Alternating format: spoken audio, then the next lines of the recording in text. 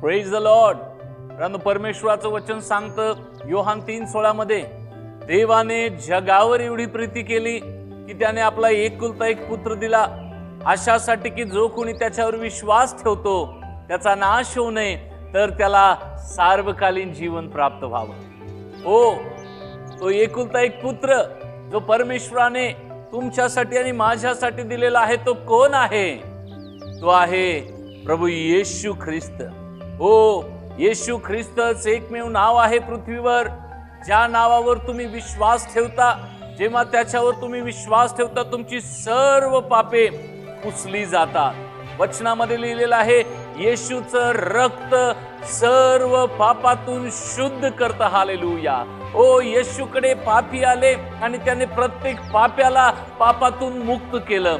आज जर तुमच्या जीवनामध्ये कोणती पापे असतील, गुप्त पापे असतील, ओ व्यभिचाराचं पाप असेल, पाप असतील आणि अनेक अशा प्रकारची पाप असतील जे तुम्ही कोणासोबत बोलू शकत नाही, तुम्ही येशूकडे या. हो, तुम्ही येशूकडे या.